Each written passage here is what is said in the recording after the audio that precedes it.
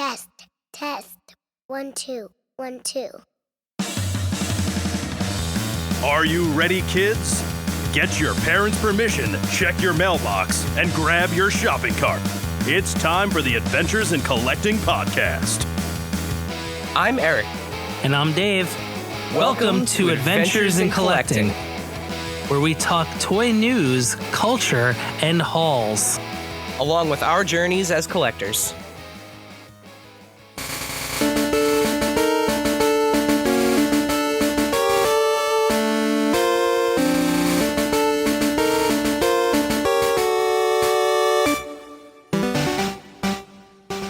Hello, everyone, and welcome back to Adventures in Collecting. We are back with a special episode, Dave. I know I'm cutting you off for this, but you can't hear it right now because I'm going to add it in post. But there is a special song playing in the background because it is the 25th anniversary of Pokemon. Hi. Well, Dave, we got to catch them all. We got to do it. I was gonna ask if you were gonna catch the lead instead of burying it. Yes, in fact.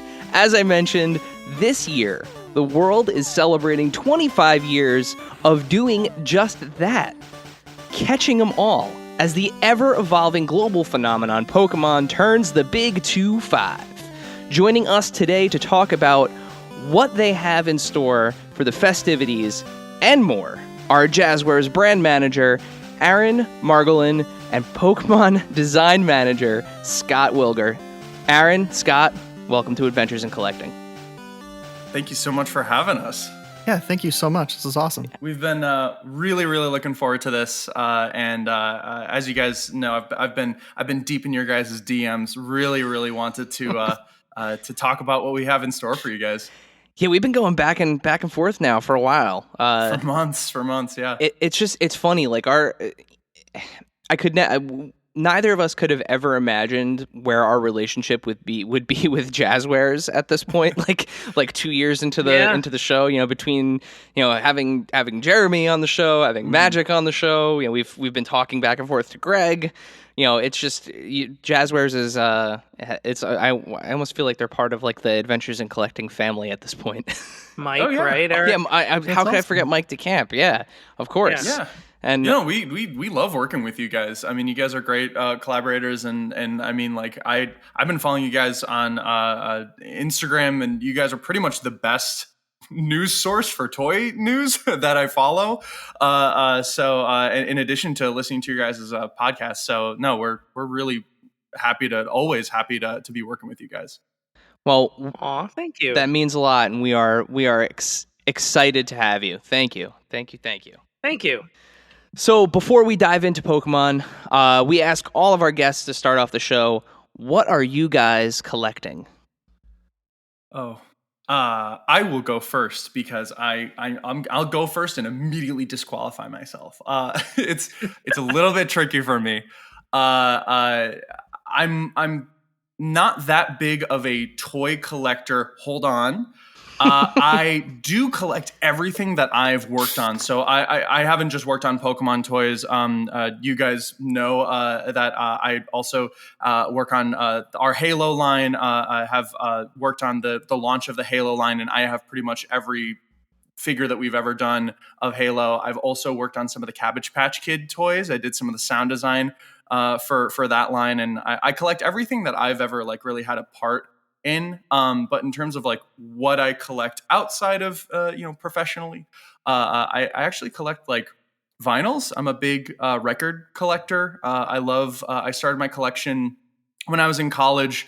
Chicago has a really big vinyl scene, and so I went to college in Chicago, so I just started collecting, and then I got my parents' old records, and at this point I try to make it a point to like collect as many of like certain like album variants, even like symphonies, because I love classical music as I can get my hands on. But also, I'm a big art collector to collecting the art of a lot of my friends in the animation and independent comics community. Obviously, there's a huge animation scene in LA, and everyone is an incredible like graphic designer. And so at things like Cake in Chicago as well, the comic exhibition there, I always try to get my hands on as many physical prints as I possibly can.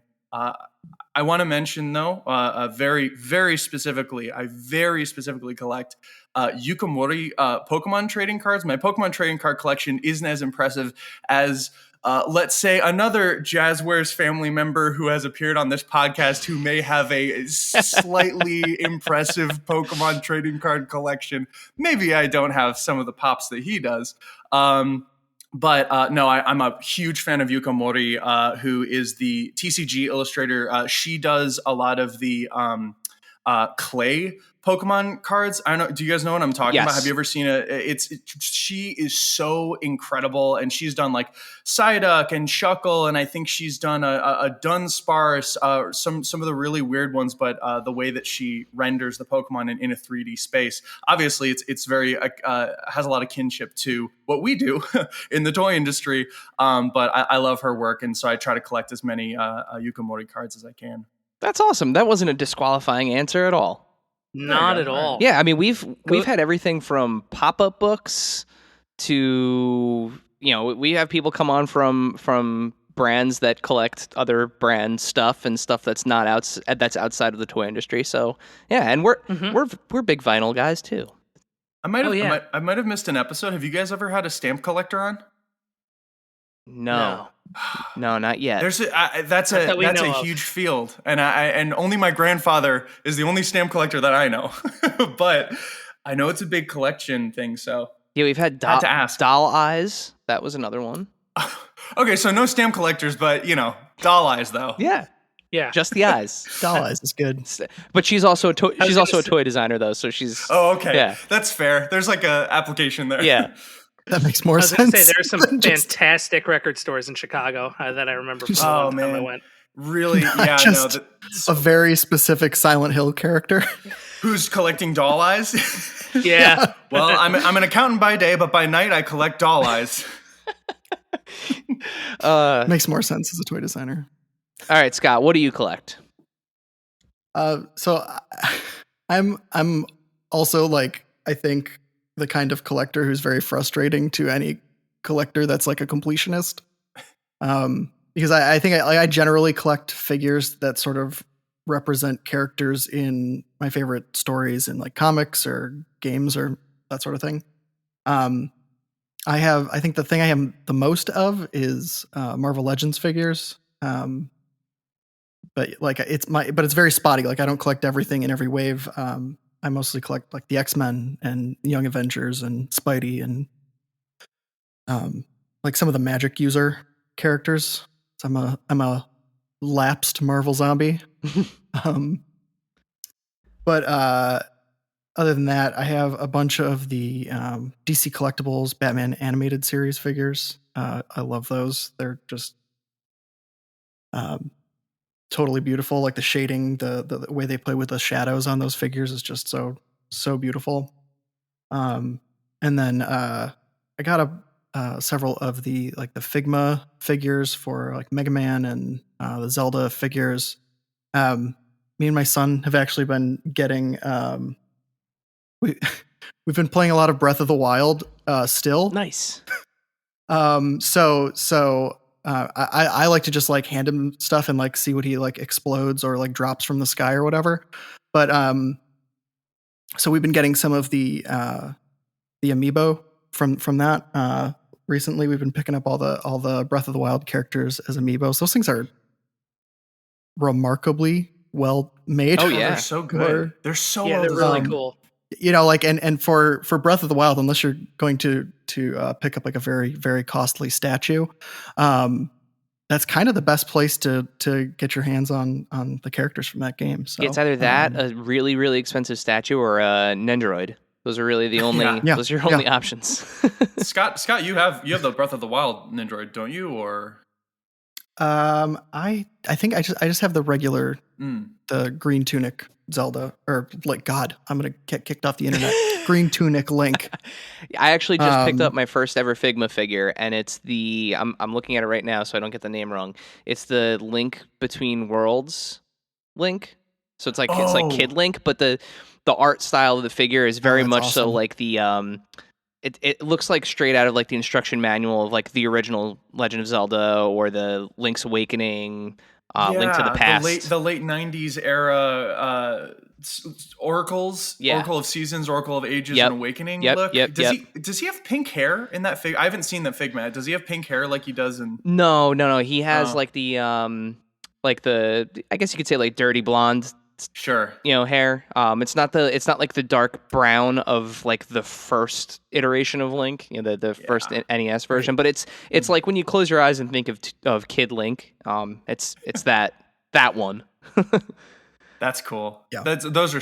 They're really incredible figures. Yeah, and there's really not much out there in terms of like 1/12 scale Link figures. No, So there's not. I had to pay a little more than I wanted to for it, but because it's already long out of print by the time I got it. But it's a gorgeous figure. I've been dancing around a few of the more expensive ones, and it's like I pull them up and I'm like, yeah, maybe I will, and then I just buy more of the amiibos. Well, But yeah, so I have a lot of like one-off stuff, like just there's a while I was just chasing the I missed the Comic-Con where Hasbro released the X-Force gray suit figures Mhm. of a bunch of the X-Men from the Rick Remender and Esad Ribic run of X-Force, Uncanny X-Force. And so I've been like chasing those figures as one-offs for like 7 years now. Yep. And they only get more expensive the longer you wait. Yeah, no, I know. I keep thinking, I'm like, oh, no one's reading that book anymore. The price is bound to go down. Nope. I think Still up there. I think my favorite, because I go back in the olden days when we were in the office, I would bother Scott, what not 3-4 hours out of the day. I'd walk over to his desk and I'd interrupt what he was diligently working on to talk about something that has nothing to do with anything. But I would always look at his collection, and probably my favorite piece from at least your work collection, Scott, is you have this great Klaus Umbrella Academy figure from the design from the comic. Oh my gosh, such a good figure. Yeah, I have it was like a set that came in like a big tube shaped like an umbrella, and it's got all of them. I think the Klaus was the one that was that I had at work. Anyway, non sequitur. Had to mention. Yeah, and I got a lot of like art vinyls that I've got at stuff like Designer Con from artists that I like and that kind of thing. Yeah, the one-off collections are kind of fun, and you kind of can stumble into them almost backwards. I actually blame you guys for my video game collection that I have, because I started collecting the Legendary Series Fortnite figures, and then you put out the Halo ones, and I got that, and then I started getting Pokemon. I was like, hey, wait, I actually have a fun little video game corner here. Now I need Mario. Now I need Sonic. Now I need Link. And that's and now I'm that's doomed. the cool thing is like that's the cool thing is there is no like, yes, you can be a full-blown completionist and get everything and get every, chase and what have you. Or you can be a completionist of what you want to get. Yeah. And then you are, Yeah. so there's no wrong way. Yeah, I mean, I like have one of those graphic novel collections that makes people that are like very particular about their graphic novel collections really upset, because I've like my Transmetropolitan, I have like one of the large scale absolute editions, and then I have a bunch of the paperback books, and then I have a hardcover at the end or whatever. Scott has Scott Pilgrim 1, 2, and 6. Okay. He just skips the middle. Yeah. No, I don't know that. Don't put me on record for that.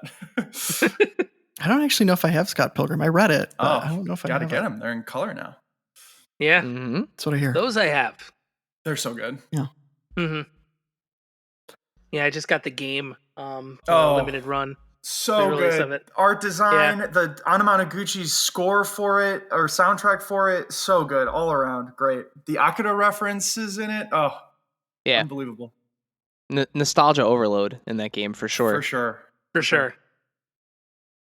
But with that said, getting back to the toy industry. So how did you guys get into the toy industry? Yeah, I'll start that off. So I went to school for illustration and animation in Western New York, where I'm from, and then I moved to Manhattan, or moved to New York in Queens, and spent a bunch of time in Manhattan trying to be a freelance illustrator and mostly doing like underground band posters and stuff like that. And realized that I was not going to at the level that I was at anyway, be making New York City comfortable living money on by doing that. And so I went to school, back to school at FIT for toy design, specifically at the Fashion Institute of Technology in Manhattan. And I did that. And then I started in the industry shortly thereafter graduating at Mattel. I worked on a bunch of stuff at Mattel in the girls department. I started on launching a brand called Ever After High, which was a spinoff of Monster High. And then I went from that to Monster High, and I did a lot of their large scale play sets, like the Catacombs and the high school and all kinds of stuff there. I did a lot of their feature stuff. We made like a doll's hair stand on end with static electricity and made a doll levitate with giant magnets in its head and stuff like that.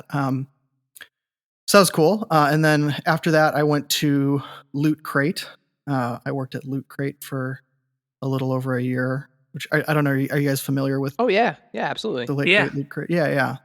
So I worked at Loot Crate for a little while. I worked on the Marvel crate, their Marvel specific crate, the Wizarding World of Harry Potter crate, and their WWE crate. Doing just learned all kinds of wild stuff about stationery and t-shirt printing and bunch of cool stuff there, along with doing some of the more figural stuff. But and then after about a year and a half there, I started at Wicked Cool Toys in 2017. And I was the second designer on the Pokemon team. Good friend Chrissy Lee Helmich was on the plush side, and I was the plastic side, and we sort of launched the brand. We got another designer a little while after that, but we kind of started the first couple waves of that. Awesome. That's quite a journey. Yeah. You have a lot under your belt coming into the world of creating Pokemon toys, huh? Yeah. I mean, I guess so. It feels like hasn't been so long, but I guess it has been. Yeah, it's about a decade. That's one thing we've learned so far by talking to people in the toy industry who have these backgrounds where it's like, started at this company, did freelance work for this company, some sort of background like that. It's like we start to hear about all of these toys that we haven't thought of in like forever. And just the different stops along the way. Yeah, too. it's so cool. It's so like I'm sitting here listening to you tell the story, grinning ear to ear, because it's just like that's so cool. Like went school, came out of school, started working for Mattel, worked on like an insanely popular toy line, like first and foremost, like straight out of the gate. Like that's awesome. It's so cool. Yeah. Mattel. My time at Mattel was really fun. Did a lot of really wild stuff, and like. They had a lot of really cool, people in like the electronics engineering and stuff like that I, bounce a lot of ideas off of and stuff. And they're just getting ready to fire up Monster High again. I think it's making a comeback. Yeah. I was reading earlier this year. So, Aaron, how about you? How did you find your way to Wicked Cool Toys / Jazwares? I have none of that legacy story that Scott has. My background is actually in writing, but also for animation and TV. So Scott and I all kind of both went into school for animation, left that going, let's do something, and then kind of pivoted from there. I also I was a freelance editor when I moved from Chicago to Los Angeles, and I was making rent editing listicles for YouTube channels. Like, well, I'm not going to give them screen time because honestly, they weren't very kind. But that's pretty much what I did. I was a freelance editor, and I also did a little bit of sound design for a couple of animated projects. And I got a call from a good friend and old coworker, Molly Womack, who was a designer under Scott at the time. And she called me up and said, "Hey, you do sound design, right?" And I look at the one project that I did sound design on and knew fully that she designed Pokemon toys. And I was a big Pokemon fan. And I was like, yes, of course I do sound design. Yeah, what's up? And she said, cool, you are going to get a call from my manager in half an hour. Get a quote ready. We need someone to do sound design for a toy. And I was like, okay. And I quickly thought of what my quote was because I had never given a full sound quote. Get a call, and I'm working on this toy that sadly never came to fruition. But what that eventually led to was me going into the old Wicked Cool at the time, Wicked Cool office, where I met the entire team, including Scott, and I recorded everyone in the office doing their best Pokemon impressions. So my first interaction with Scott was Scott doing his best Bulbasaur and Squirtle, I believe. That, again, the toy never really ended up going anywhere, but that got my foot in the door. So when I was leaving the office, again, I was doing this dead end job working for this YouTube channel that was not very kind to any of its employees. I saw this incredible office with a lot of incredibly creative and wonderful people, and I was like, and Pokemon, and like they were making Pokemon toys, my all time favorite thing ever when I was a kid. So I was like, okay, I have to, shoot my shot here. So when I was leaving, I remember I think I told Chrissy and Scott, but I'm pretty sure I very much told Chrissy, I was like, listen, if you guys need anything, I will get you coffee. I will do whatever. But if you guys need any help, give me a call. I don't just do sound design. I do other stuff as well. And she was like, okay, we'll duly noted. I get a call a week later from Molly being like, we need temps. Can you come in and help the design team as a temp, do really a lot of like paperwork. But from that, I spent the year after that doing temp work, but also doing sound design on a bunch of different brands, including Pokemon, doing everything I could to be like, hey, I know a lot about Pokemon, guys. You should let me help you out more. Thankfully, they never put a stylus in my hand because Scott knows this full well. I am a horrible physical artist. I can edit video, I can edit sound and sound engineer, and I can copyright. That was another thing that I did as a freelancer, but boy, I cannot draw for my life. And so after a year helping out the Pokemon team, Jeremy, who has been just the most incredible person to me, this great guidance figure, he very wisely, a year into me assisting the team, was like, you are not a designer, but you can talk like you're very excited about things because you genuinely are, especially Pokemon. I would like for you to work under the brand team and be training to fully run and manage a brand. And that is where I started working with the Halo team at Wicked Cool, and then over that time, eventually merging with Jazwares. And so I was working with the Halo team and the Pokemon team, but then I was brought fully back onto Pokemon as a brand manager in October of last year, and I've been on ever since. Why did you undersell that story? What's the matter with you? Aaron is the closest I've ever seen to someone literally like starting in the mailroom. Yeah. And like becoming, it's like, that's like a pretend thing from movies, but Aaron did kind of just like help us with organizing documents and like photograph stuff for us when we were like Yeah. like a 3-person team. But what's fun about that is that I still do that sometimes. I still get to go back and photograph a few things just because I love doing all of it. Honestly, it's such a fun process, every little bit of it. So I still do help design in a way that I still do all of our sound design. I direct the VO for a lot of our feature products because every part of the process has a little unique flavor to it. But I didn't mean to undersell. It was more so that Scott does have this great seasoned career, and I was like, well, I started here and I'm still here, but it's been an exciting road the entire time. Yeah, no, that is super cool. Yeah, it's a cool story. And you kind of alluded to something which leads into our next question. Clearly, you're Aaron, you're very passionate about Pokemon. It's obvious. A little bit.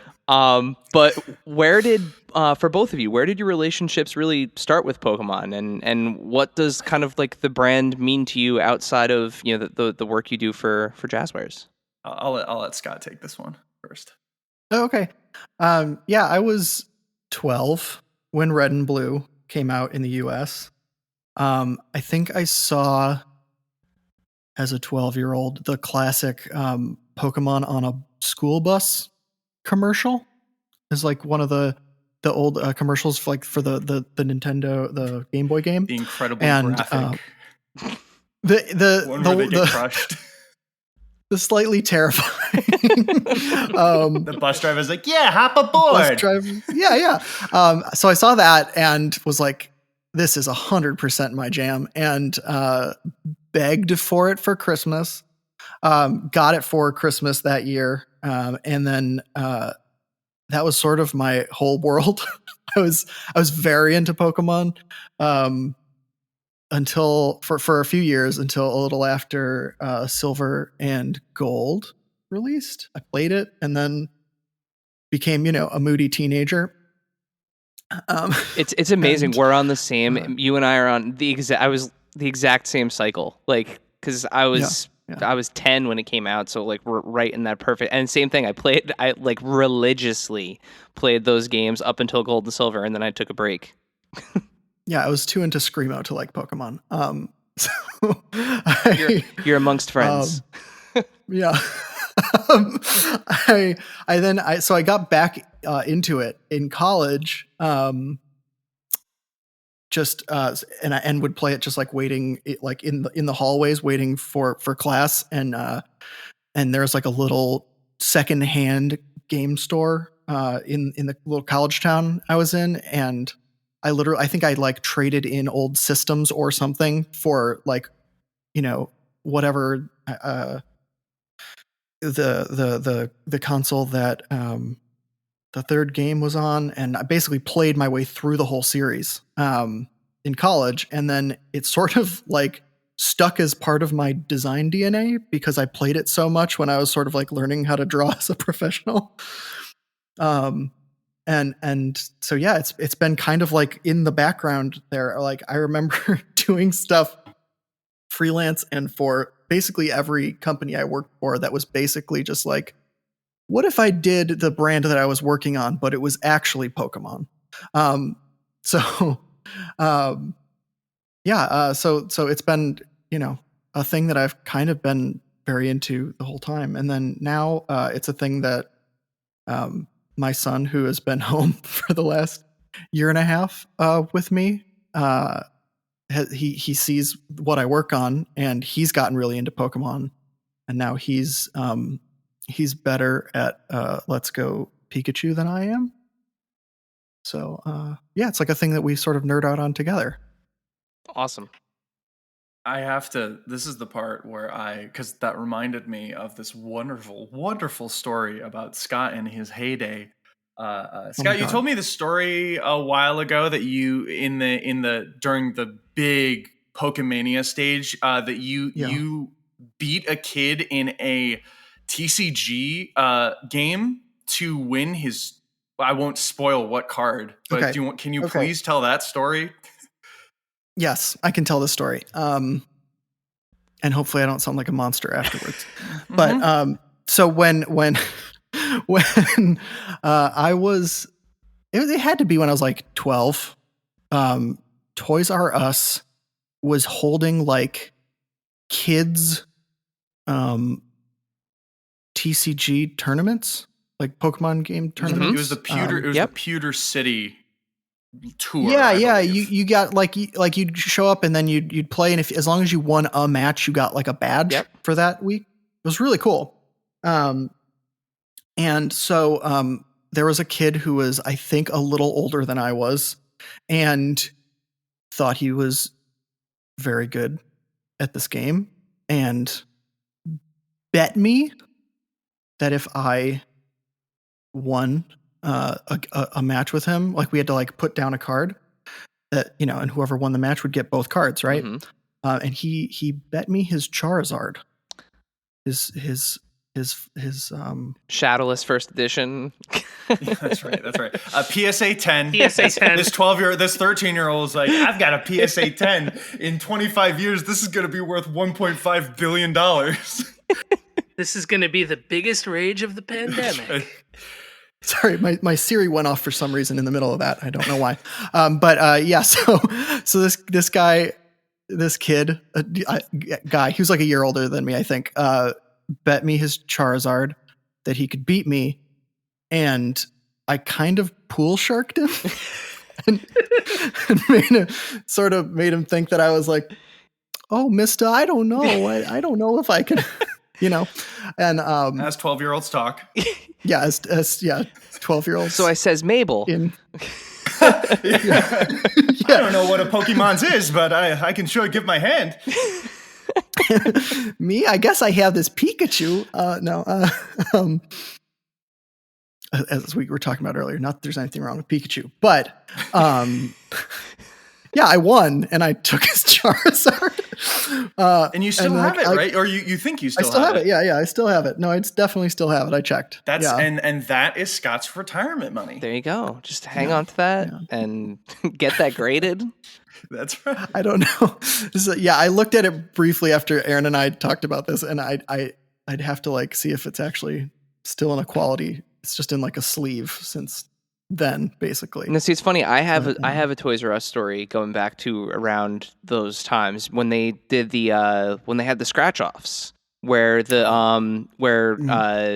you could bring your game cart, and if you won the scratch off, they would load a legit copy of Mew onto your blue or red cartridge, and I still have my blue cartridge with the official Nintendo Mew on there, the Game Freak Mew. Oh boy, when was the last time you powered up that Game Boy and checked that out? Just a couple weeks ago, actually, because and it's still working. Yeah, my battery has not died yet in it. Oh my god! Oh, you gotta figure out a way to replace that sucker, because that's incredible. You are one of like two people. Yeah, that has a legit Mew. So I was talking to a friend of the pod and co-host of another Pokemon podcast, Daycare Dittos. I love those guys. Our friend Dave, and I told him that, and he was like, you're going to carefully bring me that cartridge the next time you see me, because he does modifications, so like he knows how to like change the batteries, and he was like, we're going to hook it up, we're going to make sure it's running, and we're going to change. He has like a whole plan of how we're going to save this cartridge, and I was like, listen, yeah, like chain many old consoles together to get it. Yep, that's right. Current. Yep, basically. And wow, that's so cool. I don't know if there's a way. Because I think everything's locked out at Ruby, Emerald, and Sapphire in terms of transferring. But that is such a rare card. Like the only Pokemon that is more rare to legitimately get, I believe, is Celebi in Gold, Silver, Crystal. Because I think they canceled all the events around it. But Mew, having a legit Mew, that's huge. That's super cool. Yeah, because I know the Celebi that I have in Gold and Silver is not legit. that one came from a Game Genie, but yeah, the Mew is. I remember getting the scratch off. I remember going to good old Toys R Us in Totowa, New Jersey, and plugging my Game Boy Color, my purple Game Boy Color, into somebody from the Game Freak teams, and they uploaded me a Mew. Yeah, that's cool. That's awesome. Aaron, so how did you fall in love with Pokemon? What does it mean to you? It's a bit of a hard question to answer because so Pokemon came to the U.S. at large when I was very young. My cousin, though, who's older than me, introduced it to me, and from that moment, I believe he probably showed me an episode of the show. It was Pokemania, nonstop obsession with Pokemon. I'd watch the show, I'd play the games, I'd listen to the To Be a Master CD ad nauseum, knew Oh my all God. the I had that words. CD. I It's, had it. it's honestly bops start to finish, bops start to finish. And I want to. This is a very important note. I did all this while I was illiterate. I could not read. I could not read yet. And honestly, I credit Pokemon for me learning how to read quicker than any of the other kids my age because I needed to play the game. I remember there's a very specific story. I remember getting the first Pokemon game I had as my own because I would always play my friends' copies and my cousins' copies of Red, Blue, Yellow. I got Crystal right when it came out, which was awesome. But I released a bunch of my Pokemon because I didn't know what the words were saying. All of a sudden, I did not have the Pokemon that I had. I released my starter. I released my Togepi. It was a misery. All the Pokemon that you just can't catch again. I released all the best ones. So after that, I think after that traumatic experience, I was like, okay, well, my brain's still developing. Time to dedicate a bunch of that neuroplasticity to learning everything about Pokemon so this never happens again. Might as well learn how to read too, I guess. Mathematics out the door. But no, I honestly, I really do credit Pokemon for I learned how to read quite quickly, and then everything else was like, this Pokemon evolves at this level. This Pokemon learns this move at this level. But Pokemon it was pretty much my entire life until I was around 10 or 10, 12 years old, somewhere around then. Then it became very much Yu-Gi-Oh! And I dropped that, and Pokemon came back in waves for sure. I do remember when Soul Silver came out and Heart Gold came out. I remember being like, oh, a new Pokemon game came out? Whatever. I should get a DS. Like hard cut a week later to me weeping at how beautiful the DS orchestration of the national park theme was on a DS. I was so like touched by it. But every time a new Pokemon generation would come out from then, I always really I got the system, I got the game, I beat the game, I caught every Pokemon, became a master in every single generation, so on and so forth. But as soon as I joined the team at Jazwares, the obsession, or I guess not really an obsession at the time, me just being a fan turned into a full-on obsession professionally, because that's what it felt like it took to become someone who could officially make Pokemon toys, to really know everything front to back, not just what I knew as a kid, but everything within the newer generations. So I'd like to say that if there was a program to be a licensed Pokemon professor, I feel like I'd be pretty qualified at this point.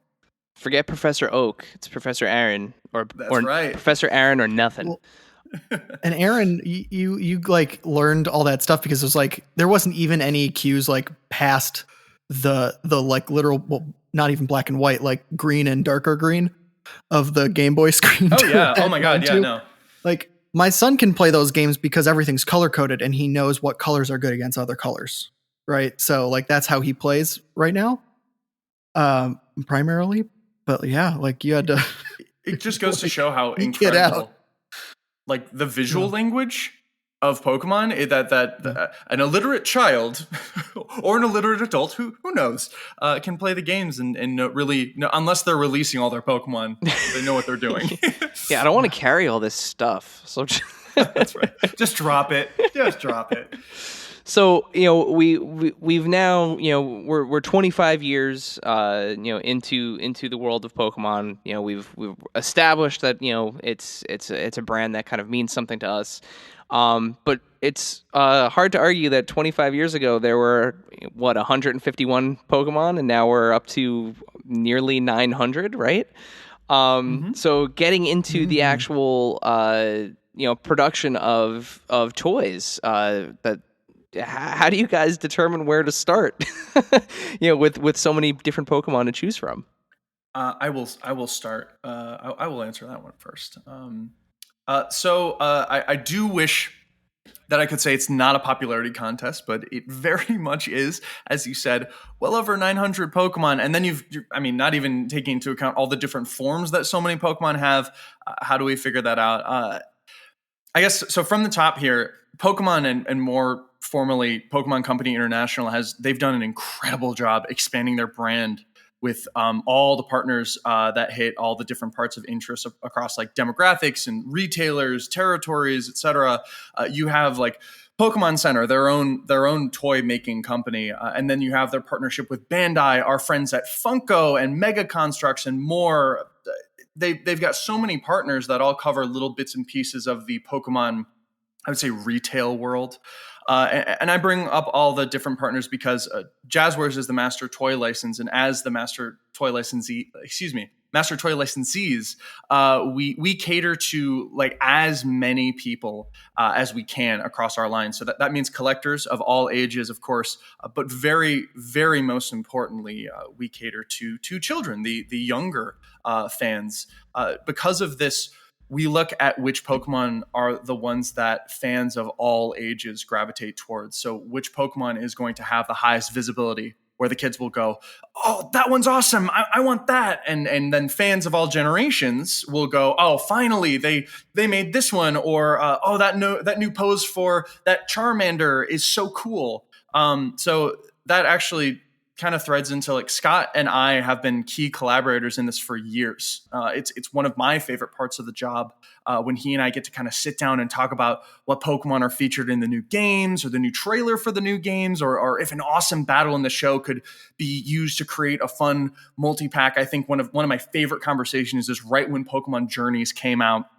Ash has his Dragonite, and they brought back Karina, who's a gym leader from the Sinnoh region, and she has, oh my God, did I say Sinnoh region? That's a crime. The Kalos region, who has a Lucario, which is a Sinnoh region Pokemon, but there's this incredibly animated sequence where it's a battle between Ash's Dragonite and Karina's Lucario, and Scott and I were like geeking out about that, and then we're like, okay, how can we make sure that Lucario and Dragonite are like on shelves at the time that kids are seeing this episode, so they can go, oh my God, it's Dragonite, oh my God, it's Lucario, and thankfully we've been able to play that game quite well.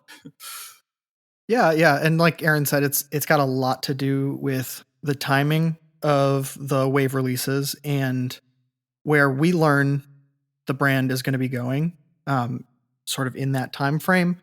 And a lot of our mainline, so like stuff that is not specifically collector focused select, a lot of our mainline is us working directly with the Pokemon Company on what the biggest moments in the animation are going to be, and Aaron watching all of the episodes when they get released in Japan, and calling me and us having very excited conversations about that and like what the impact of the brand will be and in the animation. And so yeah, it's basically how us timing it out with that. And then we also, Aaron is right. We are very focused on what is going to be the most exciting for kids, what kids are going to see as the most recognizable first. But we also have stuff like our Select line, which is aimed more at super fans of the brand. And it's where Aaron and I and the other super fans at Jazwares get to lean more into what we really want to see as fans ourselves. So that has been, a huge joy to work on. Yeah. So, we talked about actually just seeing kind of all these new characters and just kind of where they evolve from and evolve to in the series. So, what are some of the challenges in taking those characters from the screen to a physical plastic or plush form? I think the biggest challenges is that, I think at the top of that is the brand has changed a lot over 25 years. And, sometimes we do pull out something where we're like, wow, I can't believe no one has done this yet. And it's going to be relevant again. And like, we get super excited about it. And, they have like, we have the Pokemon company sort of like go and be like, all right, well, we'll dust off the almanac of reference we have for this character, and and then we work with them to like make sure that it's like that it's in line with the most up to date look of that character and looks like the modern iteration of that character. And on top of that, like the characters in the animation are very elastic and very cartoony, especially in the most recent seasons. So we really want to capture sort of the life of that character. That for me is like one of the most, especially for stuff like our 2-inch figures, which are static. We want to capture like what like a pose for that character that is really says something about that character and how they move and how they interact with the world in the show and in the games. And anything with articulation, we want to make sure that it moves like the character does in the show, and that like we highlight articulation if it's limited in the most important places for that character. But we also want to focus on stuff that hasn't been done much or at all before in terms of poses or in terms of even characters in the 25 years that the brand has been around, and that can be tough sometimes. There's a lot of, I don't know if you guys have looked on the internet, but there are a lot of Pikachus out there. Yes. So we legitimately want to do something new, especially if we can pull something from the animation, the current animation that is like, whoa, look at like this new thing that Pikachu did that he's never done in the animation before. We want to do that.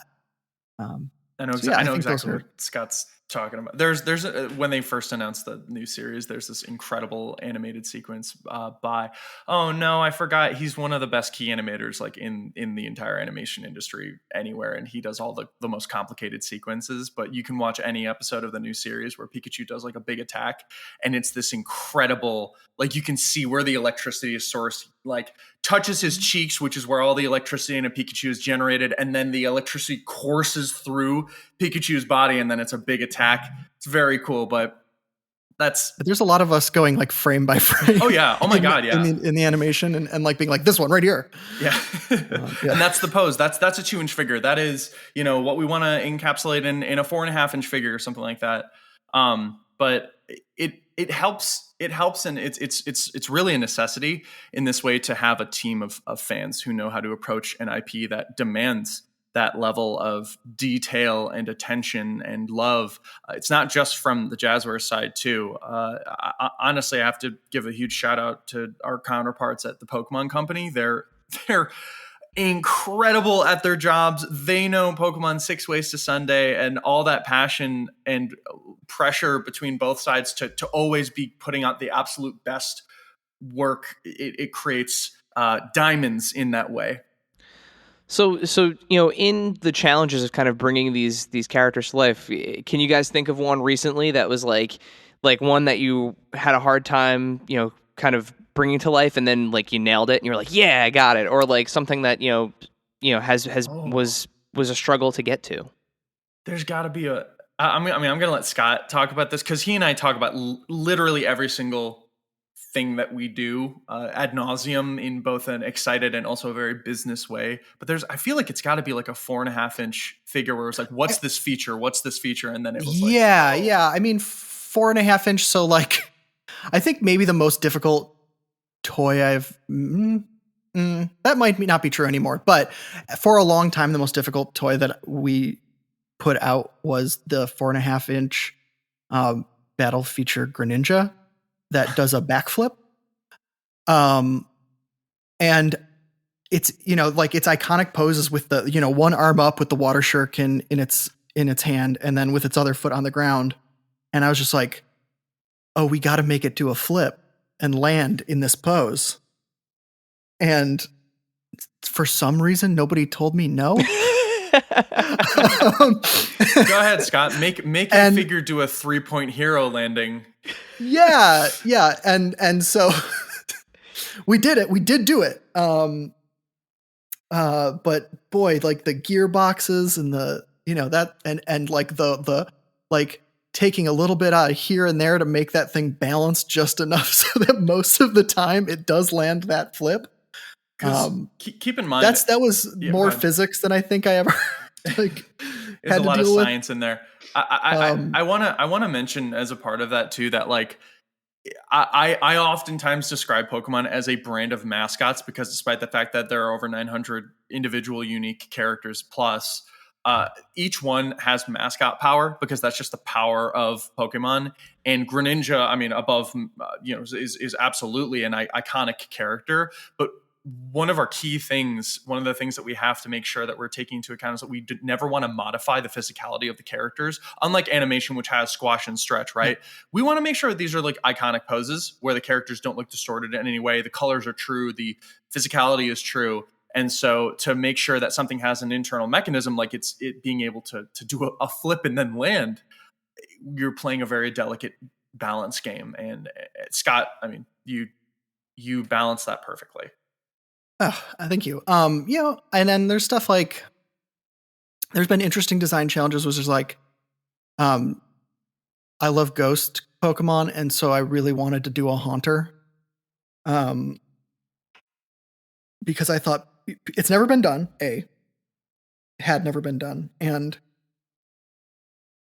because for obvious reasons, it had never been done. And also it needs to be, it needed to be at a decent size. So we couldn't so we wanted to articulate it. So that I think I'm really excited about our Haunter figure. I really love our Haunter figure because it's got the articulation is in the clear stand. So it like floats and the arms move around on the clear stands. So stuff like that is I think we've done a pretty good job at sort of getting the essence of those characters. I have Aaron, can I talk about the 12-inch figure that's coming Well, out? I was actually going to say we have a transition that I think will work perfectly right here. Sure. Yeah, I don't know. Because I haven't told you guys about it, so I don't know if we're on the same page. But I mean, it's all good, honestly. Well, since we are celebrating 25 years, what else is planned for the rest of this year? Okay, I'll give is it okay if I say this one, Aaron?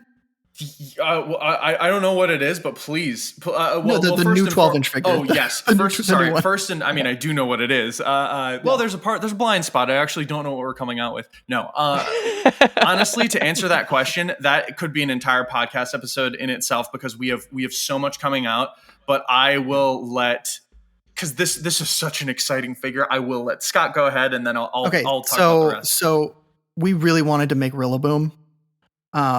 And I refused to do it without its drum. Do you guys know who Rillaboom is? Yes, and my eyes just shot out. Boy. Yeah, he is the big old monkey with drums.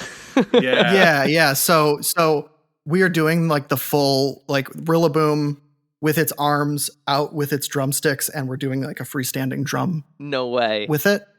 And it looks. I'm really excited about it. It came out really good. So clean. Ugh. Yeah. So look forward to that. But that was one that I was like, I need to make it with the drum. I will be so upset if I make this character and it doesn't have the drum with it. Yeah, he's got to have it. Yeah, got to have it. He's a drummer.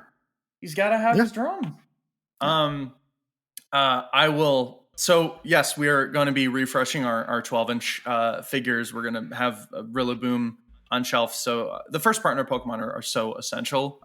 I think in terms of how we approach line architecture and being like, okay, well, let's see. Grookey's out, Scorbunny's out, Sobble's out. Let's look at Inteleon. Let's look at Rillaboom. Let's look at Cinderace, etc. But in terms of, to answer your question, because it's a very large one, as a whole, so this year, Jazwares is launching more newness than any year before on the Pokemon line. It's not just because of the 25th celebration, but because Pokemania has returned. I really genuinely believe it's returned with this incredible fever and presence. This year alone, I think everyone has seen the popularity of the brand skyrocket in new ways. I mean, we're seeing 2 Pokemon games launch. The remake of Diamond and Pearl for the Switch at the end of this year, and then immediately in January, Pokemon Legends Arceus, which is that's like 3-4 months between each other. Yeah. That has never ever happened. So Pokemon knows how big of a deal this incredible rise to prominence as just the biggest media franchise ever has been. And we want to, as the master toy licensee, we want to bring the thunder in the same way the Pokemon Company is. So you're going to be seeing a lot of really, really exciting new items come out from us for the rest of this year. We're really just getting started, honestly, this month. And you guys have seen some of the stuff that we're gonna hopefully have some time to talk about. So we don't just have our 25th celebration 8-inch plush that were announced in February on Pokemon Day, but this is going to air what, Monday, you guys said? Yeah, so this is going to Tomorrow, so last Friday for those listening, we'll announce weird time thing going on, our 25th anniversary 3-inch silver figures. And you guys got the figures that we sent, right? Yes, I'm holding them right now. I'm looking at can I let it out of the bag? By all means, it shouldn't be much of a surprise when it airs, but by all means, announce it. Yeah, so series 1, I'm looking at Pikachu, Charmander, Squirtle, and Bulbasaur. The core 4, if you will. That's right. The Kanto First partners, all 4 of which they are Pokemon. All 4 of whom were designed by Scott Wilger himself. And Scott, they are absolutely gorgeous. The finish on them is fantastic. The mirror chromed finish, it's gorgeous, and the poses are awesome. Like, listening to you guys talk about the amount of time you spend on just kind of the poses alone and deciding, what direction you're going to go in order to kind of really encapsulate that character. You really did it with these 4. And I mean, especially, as somebody who really was of the right age when Pokemon launched in the US, 25 years ago, like we mentioned. I mean, it takes me right back. Seeing these characters like this and, in these poses, I think people are going to really, really enjoy these. Thank you. Thank you so much. That means a lot to hear it from you guys. That's awesome. We're really excited about them. I can't wait for people to see them. I mean, it's something that I don't think the Pokemon Company's ever really done before with these characters, which is saying something, I think. And it's also like the poses are poses that we have not done in this line yet. So really it was fun ideating on these, and as you guys, or as we discussed about poses and characterization through poses, the physicality, right? Because sometimes it's about telling a story, and there's a story within every pose. And how do you summarize a character's charisma, and how do you summarize what kind of character Pikachu is or Squirtle is in just one static pose? And that's something that we try to, especially for something that's so exemplary as the 25th anniversary, 25th celebration. It was really fun watching this develop. And again, I got to give all credit to Scott for executing these in such a beautiful way. So the first wave of 2 of the Celebration Silver figures it's the Kanto First partner Pokemon. Those are hitting shelves right now. I'm sure that they're gonna fly off the shelves, honestly, and it's very important to note that we really, again, catering to all of the fans. These are figures that are going to be on shelf at Target. These are figures that are going to be on shelf at Walmart. These are not mega, you can't find them anywhere type of figures. I can't say anything about them selling out, but it was very important to us that we're making something that's accessible, because growing up, I've got my allowance money, and I want to make sure that the kid that's spending their allowance money, a collector that is my age, older than that, or a kid that's heck 5 years old, 10 years old, can go to Target. They see their favorite first partner Pokemon. They see Charmander, they see Pikachu, and they can buy that figure. That's super important that it's accessible in that way. So we've got that wave that's going to be hitting shelves, and then later this year we have a second wave coming out where you'll I've see. got the first shots from the factory are looking at me right from my desk. I don't want to. I don't want to spoil. I don't want to spoil it. We got to keep. I'm not going to spoil anything. They look really good as first shots, so that's exciting because that's not always the case in just production in general. But these are looking really nice, so I'm excited about them too. Yeah, So get excited about those. But to continue, see, I told you this is going to be a long. Got to answer the question of what are we coming out with. That should have been multiple questions because let's see. I want to talk about. I wrote down a little list. Huge newness here. We are launching a battle game that incorporates. It rules. It's so much fun. It incorporates our entire 2-inch figure line, so there's no lockout where if you have a collection right now of our 2-inch figures, you can use them. It is accessible for that. It's a battle game that was designed by designer Paul Suto. It is incredibly addictive. There's a whole morning and afternoon where Scott, Paul, and I were just sitting in a conference room in masks, socially distancing, and playing this game together. Super, super fun. A lot of there, and we're doing multiple sets of rules. So younger players can play in their own way, and then older players who maybe understand how like type advantages work can play as well. But it's a simple game, but there's a lot of nice strategy in it. It's a really solid. As like I'm a big board game nerd, and it's like a solid tabletop Pokemon battle game. It rules. Awesome. Do you get a nice arena with it? No, but it's an on-the-go type game. You can play anywhere, much like how you can have a Pokemon battle anywhere. Gotcha. There you go. Let's see. We have a new feature plush coming out. Really, really awesome new feature plush designed by Becky Foote. We have more. Have you guys seen the sleeping plush that we've done? We have like Pikachu and Charmander out. Yes. We have some more. Yes, super soft. We have some more styles of that designed by designer Andy Monroe.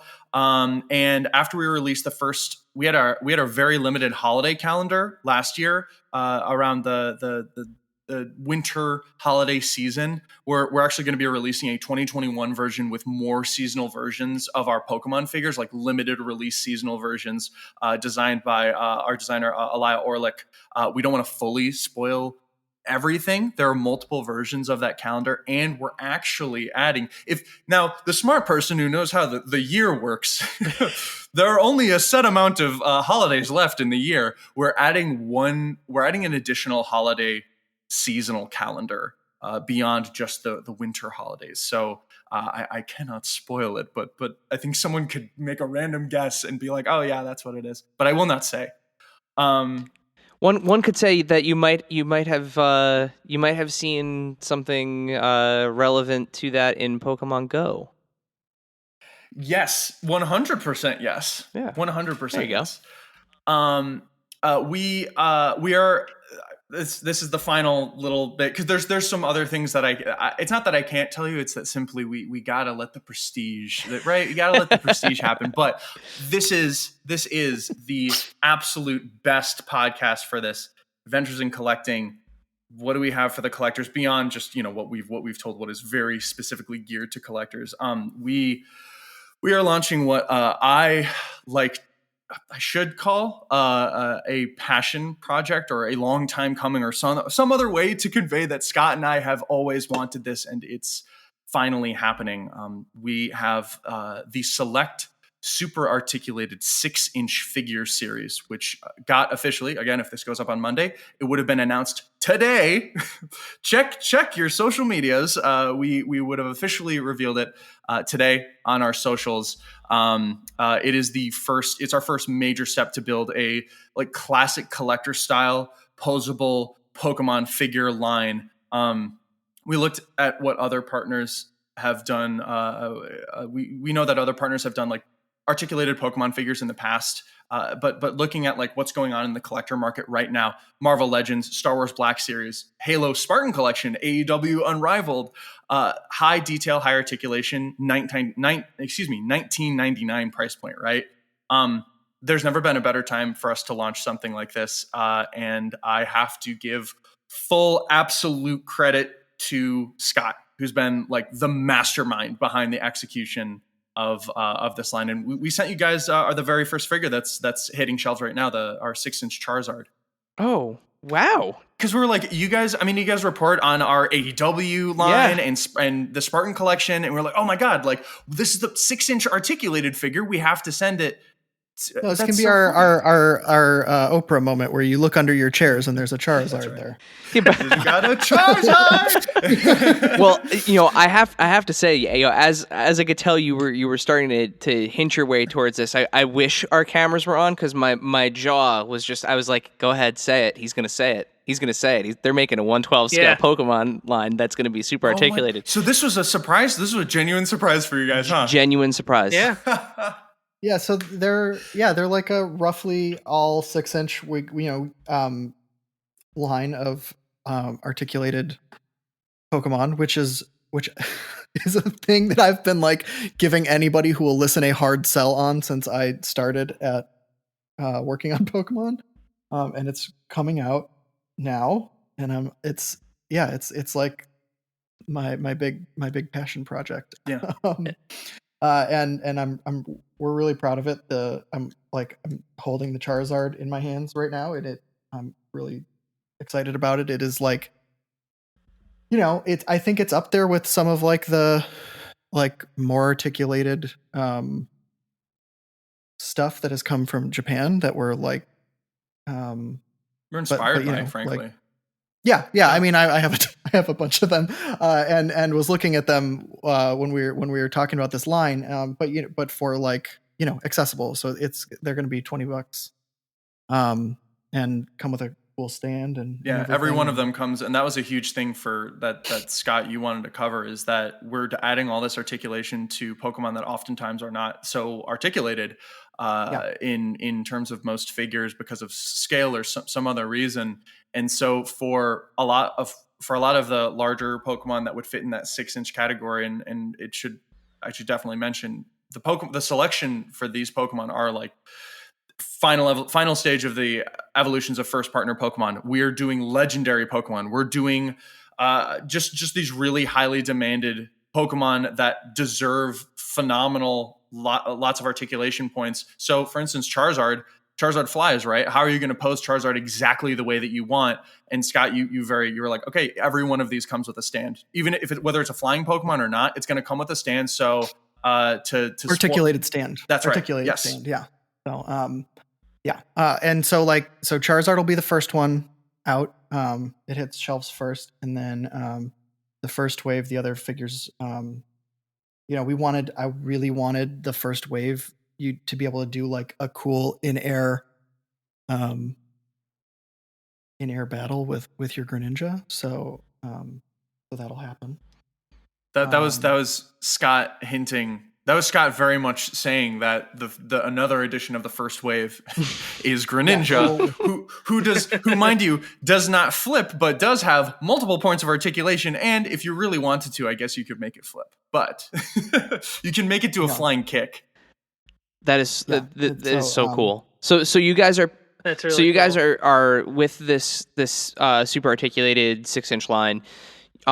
Is the idea that these larger scale Pokemon will scale with the smaller, with the smaller scales that you put out in the past, or is this kind of like exists in its own bubble?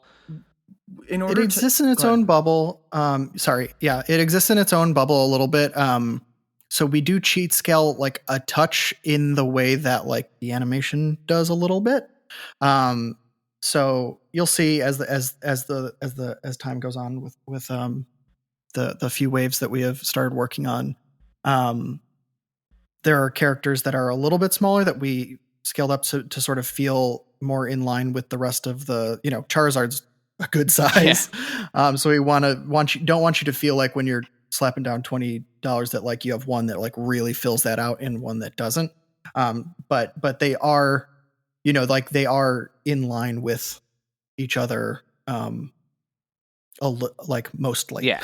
Every one of these comes in a black, like a kind of new design black package with like silver line art of the characters too. It's the whole presentation we put in so much, and it's a great shelf piece as well if someone doesn't want to open up the package. But you should definitely open up the package because the articulation is really good.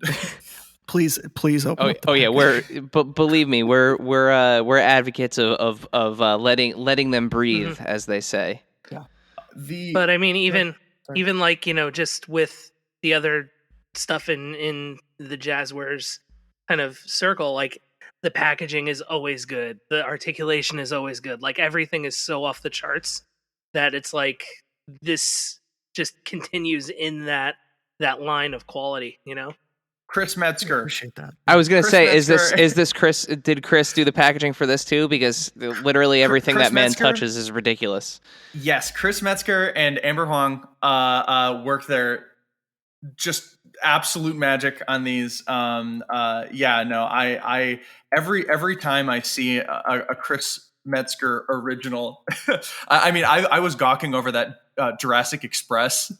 It's so my good. God, I was losing my mind. And so when I saw the first mock-ups of these the super articulated figures, I was like, yep, that's in line. That is a brilliant, it's very efficient, but also truly premium looking packaging that honestly, it is so, it's got such an incredible footprint on shelf. It's quite big.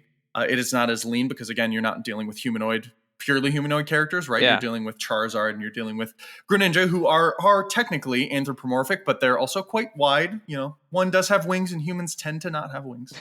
I can say the other one that's on the box right here. Yeah, well, actually, I'll bring up that one, and then you can bring up the big one. So wave one is right now. It's very important to mention. Charizard is a limited exclusive at Target, and it is hitting shelves like right now. I don't know if you could find one because I'm sure they'll fly off. But Charizard is going to be exclusively at Target for a little bit before the full wave one drops later this year. That's where you can find Greninja. And of course, again, as I said, we're dipping into the legendary Pokemon, which we haven't really done that many legendary Pokemon in our line. And we're starting with Articuno, one of the 3 Cantonian legendary birds. But Scott, by all means, please talk about the big Mamma Jamma. Oh, well, and that one's coming out a little bit later. Mm-hmm. But so Articuno is also really cool. We have like a wire posable tail.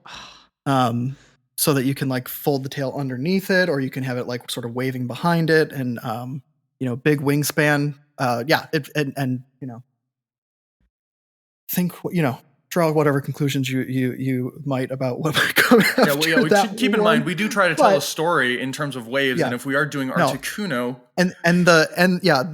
we're doing the one that starts with Uno, but or that ends with Uno, but actually the story that we're telling is that I'm Team Mystic and I'm trolling everybody. Oh, come on, really? Oh.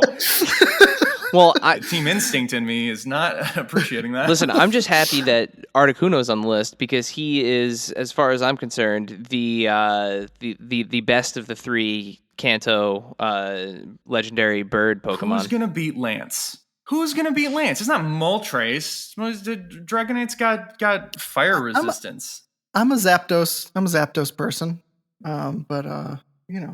Anyway, there's one additional. You would see it on the back of the box. There is one additional star that we are doing. It is going to drop a little bit later than Wave 1 setting, but you will see it on the back of the box. But this is like honestly, Scott's 4.5-inch Gengar figure, one of my all-time favorite figures of all time. And then I saw this next one, and I was like, oh, this is. I sent Aaron like a figure. I sent Aaron a picture of the Charizard fighting our Rayquaza figure. And it was, I had spent more time in my workday than is reasonable posing them so that they were fighting. Oh my god.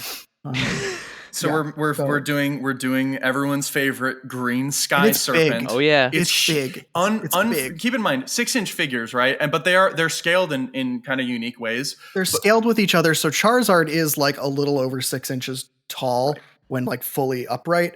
And we made Rayquaza bigger than Charizard in terms of plastic. So when you unwind it, it's big. Is it how? I mean, I Yes, actually don't. I wouldn't speculate it, but it is substantially bigger than Charizard when you unfurl it effectively. It is a sky serpent. If you uncoil it, it like does tower over Charizard on that stand in a really cool way. So Yeah, well, his ability to coil must have helped get such a large figure in similar size packaging, right? I mean, that's been the trick for a while with figures like that.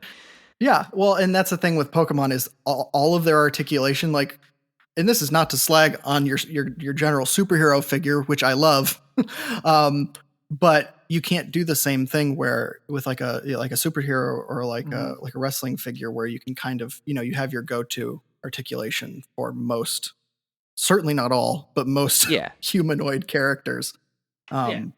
These like all these characters move very differently, and so they all have a good amount of articulation and like a similar amount of articulation, but all in very different ways. So that's sort of been the trick, and that's sort of been like the fun challenge of designing this line. It's it's the passion. Like this has been Scott and I sitting down and we geek out every single day. But finally having this part of the line happen has been just so exciting. And again, I cannot stress enough how much to credit Scott, because there's so much that goes into the design of making like true super articulated Pokemon figures. Well, let me tell you, with the way that the toy photography community is growing and at the rate that it's growing, affordable, accessible, 6-inch, super articulated Pokemon figures are, a lot of people have been looking for something like this. And actually, we have a little bit of a Q&A, for you guys from our Instagram followers, collectively. Thank you, Aaron, for sharing the story out there as well. Oh, of course. I'm going to skip ahead a couple to actually one of the questions, which you've already answered, but at King DDD Doom on Instagram asks, is there a chance you guys introduce a line of articulated / scaled Pokemon? And here we go. We got it. It's happening. Absolutely not. Yeah. So I mean, and we got that question from I picked that particular Instagram user only because that was the first person to ask that question. The only other articulated question that we had was, again, a toy photographer out there takes amazing photography. This guy, Matt, at MBML_destroyer of evil, along the lines of articulation. He would like to know if you guys plan on doing articulated human figures. So like an Ash Ketchum or, any of your trainers or gym leaders. Would there be plans to do articulated people? Despite the hundreds of Pokemon out there, some of my favorite characters from the series and games and show and beyond are the humans. We made an Alola version of Ash as a 4.5-inch figure in 2018. Like the third figure I worked on ever. Yeah, there you go. Yeah. And we always do have conversations about which humans we'd make figures of. So I wouldn't be surprised if potentially you saw an updated Ash figure or something in the near future. Ooh, okay. All right. Dave, you wanna hit the team with the next one? Yeah, sure. Aaron, you have quite a fondness for the bug / rock type Pokemon Shuckle. Yeah.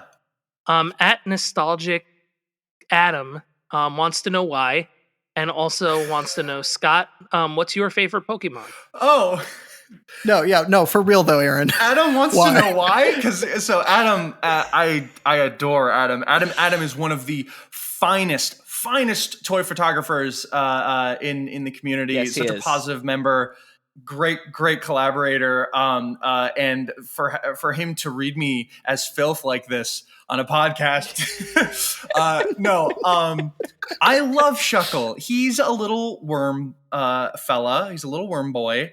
Shuckle is, a bug rock type. It's a bagworm effectively. It is a little worm, fungus worm that lives inside of a rock. And if you put berries in the shell, the rock shell, it like ferments into a juice. But the reason why I like Shuckle beyond it being, and I'm going to make this So obviously appealing. obviously appealing. It's a fungus that makes juice. No, it's great. It is a very cute Pokemon. It is my favorite Yukamori card as well. Translates very well into clay art. But the one thing that I really love about Shuckle is if you look at Shuckle's stat breakdown, I used to know the defense and special defense stat that it had, but it has the highest defense and special defense stat of any Pokemon. Period. I believe there might be a legendary Pokemon or two. I think Deoxys, maybe defense form, has a higher defense, but it is by far one of the highest defense stat Pokemon in the games, and it has low everything else. But here's the deal, guys, because I love working the system. There is a move called Wonder Trick in Pokemon where if you use Wonder Trick, you switch your defense and your attack stat with each other. So all of a sudden, Shuckle becomes an offensive god. Now, it can't take a hit, but it has an ability called Sturdy that prevents it from being one-hit KO'd. So if you manage to play it properly, you have this offensive powerhouse that is stronger than any legendary Pokemon. And he's a little worm that makes juice. And that's why I love Shuckle. Anyway, Scott, you can answer the second part of the question. My soapbox, I'll step down. I don't know if I've ever actually heard your full spiel. That Shuckle can do more damage output than any other Pokemon? Yeah, that's right. Yeah, no, it's great. Okay, so my favorite all-time since when I was a kid is Gengar.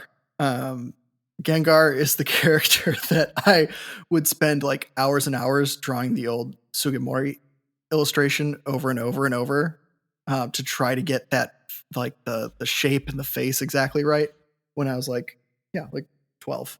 And its design is like, it's so simple, but it conveys so much about that character. Yeah, I mean, look up the old Sugimori illustration of that character. It's got like sort of like the Rock eyes, like a raised eyebrow and like this like very very mischievous grin. Love it, just love it. And then I would say I have like a 3-way tie for second place, which are Raikou, Greninja, and Rayquaza. Ken Sugimori's favorite Pokemon is Gengar. He says that it's because it's the easiest Pokemon to draw. Sorry, my Siri went off again, and I don't know what's going on. It's okay. But, we haven't heard it at all. I haven't heard it either. Okay. Are you sure it's not just going off in your head? I couldn't hear anything. I couldn't hear anything. But okay, so Raikou, Greninja, and Rayquaza are like a close tie for second place. And generally, I love most of the Ghost and Dragon types. Yeah. I before we move to whatever the next question you guys have, I always find it to be super interesting. Dave and Eric, what are your guys' favorite Pokemon? Mine has always been Haunter. It has always been Haunter. I too had a fondness for the Ghost type Pokemon. Just because I'm a huge horror movie fan. Dave, there's 7 years between Dave and I. So like I was watching horror films way before I should have been watching horror films.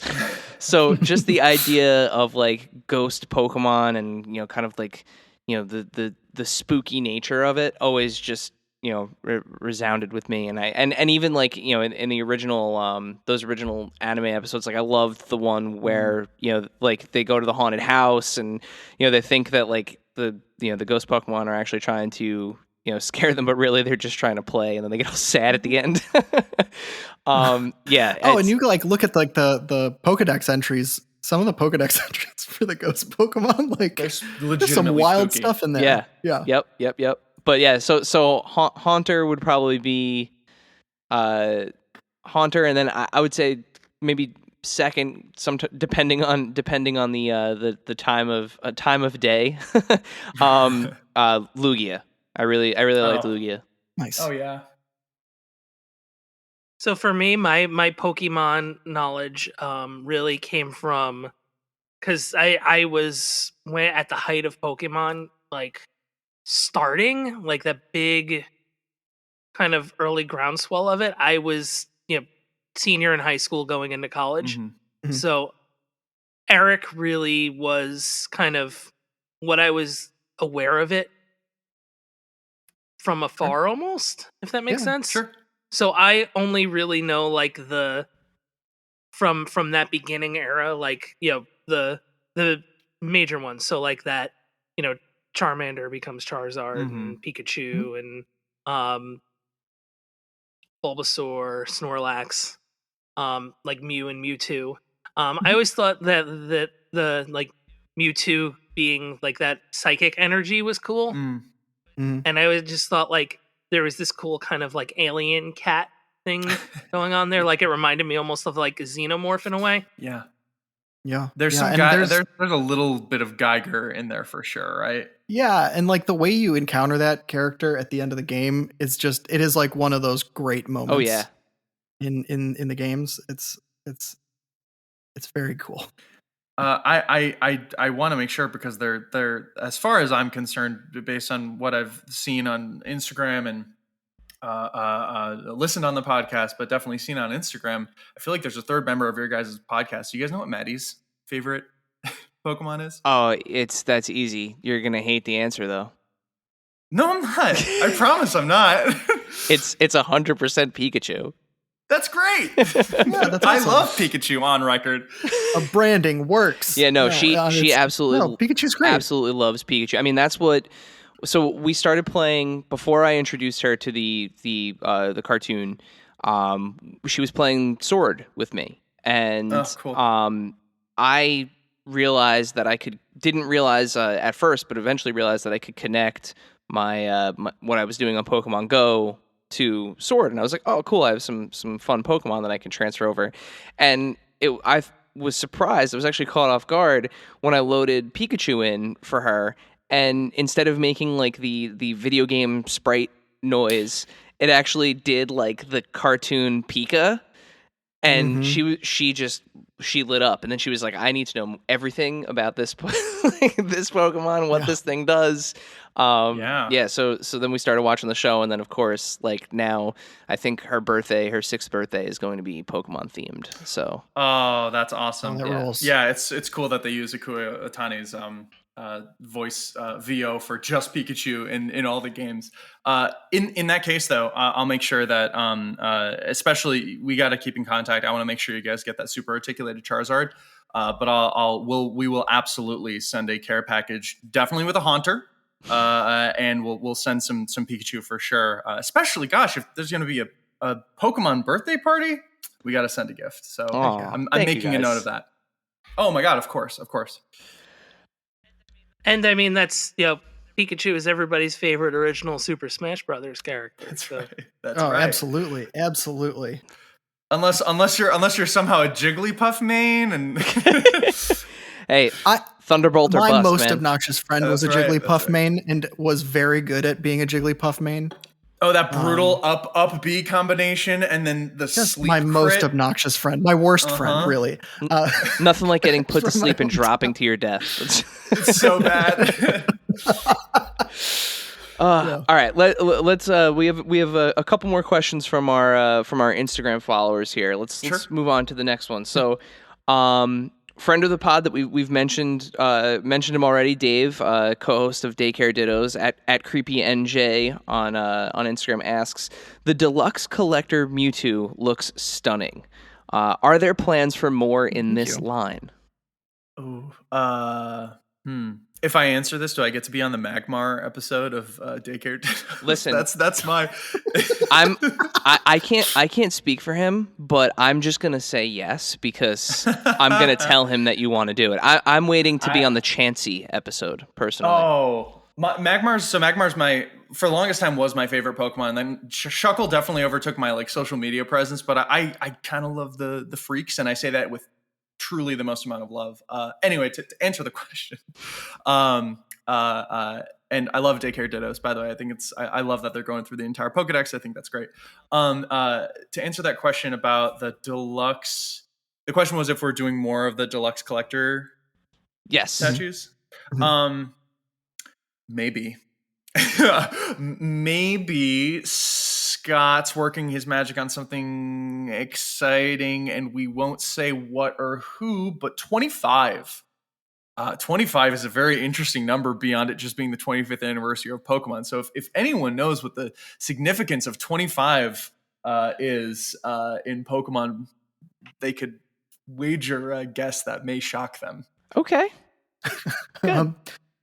I will just say, if we were doing another one, it would. I really love that Mewtwo. It was also like a thing that I was hard selling our company on for a long time, and I'm really excited about how it came out. And the second one, I think, for me personally, if we were doing one, if blows it out of the water to me, or it would blow it out of the water. Potentially, if it existed, potentially. If in it my were in to my exist. where a second one does exist. I really and Mewtwo. I really love Mewtwo, and the second character that we could potentially do. It's not as high on my list, but I really like. I'm gonna pull the veil. That's right, guys. We're doing a deluxe Shuckle statue. Everyone's favorite, and it makes juice. I was gonna say, is it a juicer? It's a juicer. It's a juicer. It's super loud. It's a juicer. We're not even making it's just a juicer, guys. It's a fungus juicer. Great. Oh, great. Ew. Yeah. Mushroom juice. Dave, I don't even know how to transition out of that. Dave, go to the next question. I'm usually really good at reading these handles, so I'm probably going to mess this up. It looks like @exited. I think that's right. Yeah, exited. If that's you. Yeah. Congratulations, your question got asked. Hey. Are there plans to continue the Evolutions battle figures? And I know there are a lot of Eevee fans out there. Yeah. You're in luck, exited. Again, it's oftentimes we're trying to tell stories with the lines that we put out and making sure that collectors of all ages can have their entire evolution lines. Super important to us. Figurally, we're trying to complete every evolution, and Eevee evolutions are no different. So just this month, actually, like I've seen photos, and Nostalgic Adam sent me photos of on shelf. We have Glaceon and Leafeon, the Sinnoh region Eevee evolutions. The ice type and grass type Pokemon have officially hit shelves. They're 3-inch figures, which means the only Eevee evolution that is left for us to do is the fairy type Sylveon. And I would wager that chances are, I think you'll see it on shelves soon. Who knows? Maybe. Well, look at that. Potentially. I won't tell you when, but I won't tell you when. But of course, we're absolutely going for it. All right, and the last question we have from Instagram. This is more of kind of like I guess we'll say like a logistics question. So at Gunner Adams 1993 asks, it can sometimes be challenging to find Pokemon figures in my local stores. Are you considering more online availability or the ability to pre-order in the future? It's very much an Aaron question. Yes, this is a business. Let me be brand manager. Shift into Mr. Business. That's right, yeah. Mr. Business time. Okay, genuinely, and jokes aside, I do appreciate questions like this one, because honestly, I get them all the time on my own socials. So totally COVID totally. There we go. COVID. COVID totally changed the game when it came to the entire toy industry in terms of shipping and delivering and putting things on shelves. So there's that hurdle that had to be jumped over. I know the past year has been hard for collectors, but the most positive news and assured news that I can give is that Pokemon as a brand is bigger than ever, and every retailer wants to take part in that excitement, which transitions into our involvement in the Pokemon space this year and next. You will see a huge boom in online availability in terms of pre-orders and in terms of accessibility of our entire line, select mainline, roleplay, etc. I will also say that GameStop has been a fantastic partner to us and has run pre-orders on items like we currently have a 12-inch 25th anniversary silver plush at GameStop. Earlier this year and throughout this year, you could order it now, is a 24-inch Celebrations Pikachu that they did this pre-order run for. You're going to be seeing a lot more pre-order capabilities from GameStop for sure. But again, our goal is to open that up and make it much more accessible because there's that demand for it. And I never want it to be hard for anyone to get their hands on our work because we put a lot into it, and it's it's from this very genuine place. I want to share that excitement that we put into our work. Just a really wonderful collector, member of the collector community on Instagram, whose handle I think is called Poke Figures Collection, DM'd me about how they don't get figures in their country, and I tried to work with them about having them get in contact with their local retailer and stuff like that, and it looks like there's going to be some listings, so there's not going to have to import everything and pay that extra money. Like that is the goal. As a fan, I want to make sure that everyone gets whatever Pokemon figure, whatever Pokemon plush they could ever want, because that's just very important to me. All right, so that wraps up our Q&A from our followers on Instagram. And before we wrap it up with you guys, it would not be a proper Pokemon celebration episode if we didn't have some sort of battle. So we're gonna play a little game with you guys. Okay. And we're just gonna go back and forth. Dave and I are going to just ask you a couple of rapid fire questions, this or that style, and we'll direct it to one of you. You pick an answer. Okay. All right. All right. There's no wrong answer. It's just this or that. I should stop. So I should stop stretching. Yeah. You don't have to pull out you don't have to pull out an almanac or put on boxing gloves or any of that. No. All right, so Dave, do you want to start us off? We're gonna start with the first question with Aaron. Okay. Okay. So ready, go. Aaron, Pokemon Red or Blue? Blue. Scott, Diglett or Snorlax? Snorlax. Aaron, Johto or Kanto region? Johto.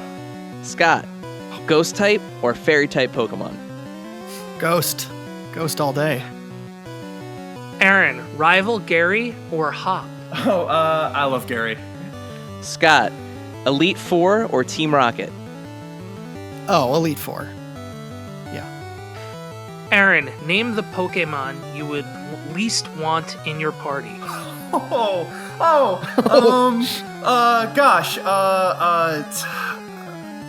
Alolan Muck. Scott, same question. Palpitoad. Oh, Palpitoad. I'm gonna change my answer. I love Palpitoad. It's just the warts.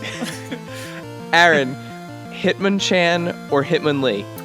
Hitmontop. Oh, you. Okay. Scott, fight a Rayquaza-sized Ditto or a gang of Ditto-sized Rayquazas? Ooh, me personally or a Pokemon? You. Very important question. Me fighting it with my fists? Come on. No, you get to pick a Pokemon to fight them. Okay, great.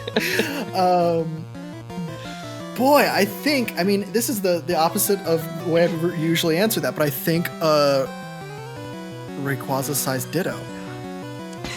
I think that's the answer that I'd have to pick too, because just the idea of a gang of Ditto-sized Rayquazas. It's a lot of That's snakes. no That's a good. lot of flying snakes. Yeah. Is the immediate thing that sounds very unpleasant to me. All right, last one. Aaron, Jesse or James? That's hard. James, I love James.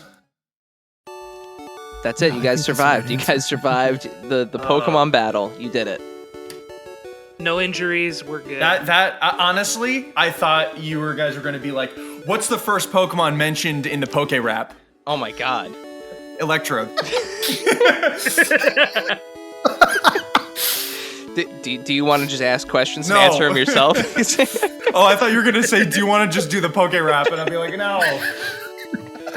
You know, there was one thing. So before we wrap up, there was one thing that you had mentioned at the top, and I meant to say, you know, like, well, we gotta do this now.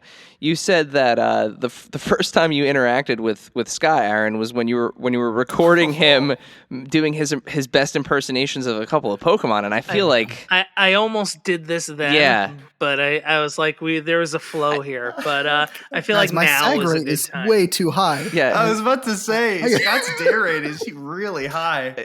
I feel like we gotta hear these impersonations now. Scott, do you want me to save you? Here? What, do you have the original All right. recordings that you could just play? Which one did I do? Oh, no. Which no, one? Which one, Aaron? Say, having recorded them, which one do you think is the least embarrassing one that I did? I think okay, so here's what's fair. Here's what's fair. I think that the best thing we can all do, because we all have to do it, is, and I think this is the most accessible Okay. Pokemon to do. I think everyone can do a half decent Psyduck. And I do understand, Dave, that your background on this is a I don't know. Do you know what Psyduck sounds like? I mean, No. yeah. Dirk, do No. you know what Psyduck Yes. sounds like, right? Okay. Well, why 'Cause don't why don't we all do? We'll all do a Pokemon. Okay. I'm gonna do Psyduck. Yeah. Okay, you do Psyduck, Aaron. Right. Okay. Let me just Warm up your instrument. sigh. There you go. Perfect. That's Psyduck. Perfect. That's sigh. Yeah, that's good. I think the one that I did specifically first was Bulbasaur. I think that's the one I did, Aaron. You did. Yeah, you did Bulbasaur. Okay, I'll do that, I guess. It was like Bulbasaur. That was Something like good. that. That wasn't bad, man. That's like OG Bulbasaur had that like Yeah. because they've changed a lot of voice actors in the past. Yeah. For the Pokemon, and I think he does a great Bulbasaur. Yeah, that was good. That brought me back. That brought me back. I'm gonna stay on brand, here and I'm for gonna do Haunter. Okay. Haunt.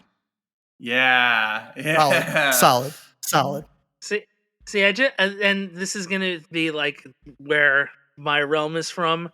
I just remember when in Smash Brothers you throw the Pokeball and Snorlax goes Snorlax, and then you just it knocks you off the screen. He comes in and he KOs everyone. The best. Everything Yeah. on the screen, absolutely.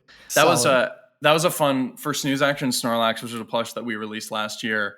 I did the direction of the voice acting for Jacob Browning, who was the VA for Snorlax, which I mean, and that was like such a blast to work on. But like, what are the phonetics? What phonetics does Snorlax have the capabilities of all around? Was a very fun thing because it's mostly Snorlax, and then you pitch that down, and then you've got Snorlax. Yeah.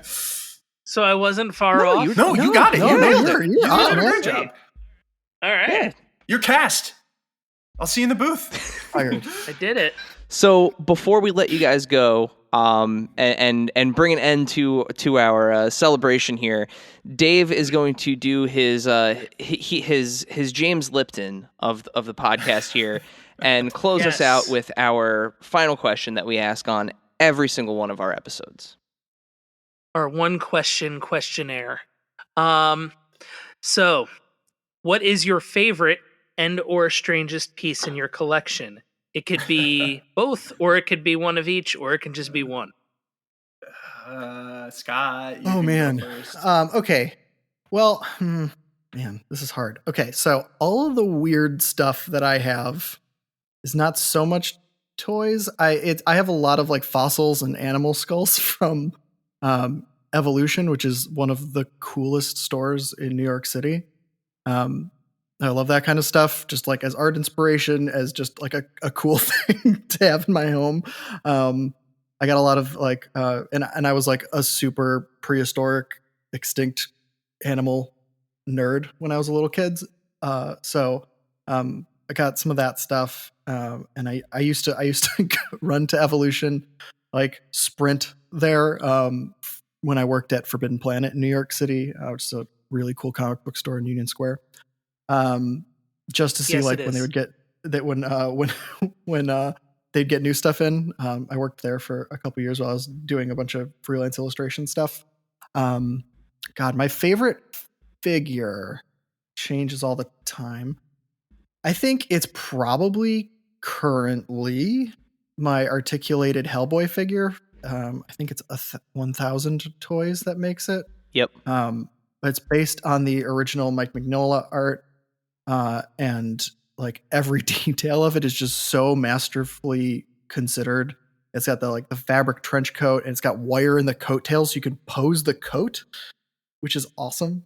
The accessories are all like he's got his little like cross, he's got his like big giant gun, and it's, the extra hands and heads and stuff. All the accessories are like really, really intricate and beautiful. So I think that's probably my current favorite. Awesome. Yeah, the answer doesn't have to be toy related. We've had answers as strange as Plague Mask Doll eyes. and Doll Eyes. And doll eyes. But yeah, Forbidden Planet is also very cool. Great store. Yes. Yeah. Aaron, how about you? Okay. So this is a tale of old. I can bring it back full circle to the start of my time working with the wonderful team that I work with every day now. A while back, when I was working with design, so this is like before being in brand, the lead plush designer at the time, Scott mentioned her, this phenomenal designer named Chrissy Lee Helmicht. She pulled me aside and she showed me some of the earlier samples that the team made designing the Detective Pikachu movie product lines. We had that. So in addition to the products being like a totally different approach to Pokemon figures and plush as a whole, we were able to kind of change certain aspects of the designs, especially the facial designs of the characters to be to match the CGI designs that you saw in the movie.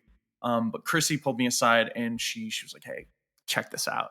And she showed me the first pass of the large scale Pikachu plush that we did in the style of Detective Pikachu. And it's one of my favorite plush that we've ever done. It is super cute, very, very fluffy. Like the fur, the plush is much longer than your average plush because Pikachu is very furry in the movie, and the eyes were made with this beautiful kind of hazel coloration. So it just looked super premium. But that was the final version of this plush. This plush that she showed me was the first pass, and its face embroidery was so off. It looked like a vacant stare. Like its mouth was open. It was looking off. Its eyes were like pitch black. And it looked, I kid you not, identical to the Pikachu meme. Oh. Have you guys seen the Pikachu meme where Pikachu's got its mouth open and is just staring off into space? You guys know how Pikachu. Yeah, no, that. Yeah, No, I know the meme very well. That like mouth agape kind of like wide look. Yeah. Yeah, you know how Alpha Group made those SpongeBob meme vinyls a while back? Yes. If we I'm dead. If we could make a Pokemon meme line, which there's a dream right there. If we could make a Pokemon meme line, it would have been like a Toy Fair ready sample of. I kid you not, it is so perfect, and it's beautiful, and it will never see the light of day. And in fact, it will never leave the office. It is at my desk in the office, and that's where it will stay. But I remember she was like, check this out, and I think it was the first Detective Pikachu product that she showed me, and I was like, are we sure we don't want to do another round of this? Like, no, and our all of them came out like super well, but I really love that one. I still have it by my desk, and it's definitely one of the weirdest misfits that I own. Yeah, that movie was a marvel to see those characters created like that, and like that was not the movie I was expecting it to be, and I'm so happy it was what it was. Yeah, absolutely. I'll tell you guys, many hours sculpting the first strands, giving direction on first strand sculpting on that Ludicolo figure. Okay. Yeah. I love that was like the breakout star of the movie in the one scene that it was in, but everyone was like, that Ludicolo's great. Its voice sounds so hoarse. That was a big Mr. Mime movie too. That movie put Mr. Mime over pretty big. Yeah, and I don't think it endeared anyone to Mr. Mime. And I say this as a fan. I actually really like. I have the figure that we did. It's hilarious in that movie. It's so funny in that movie. It's very did point out how thing and,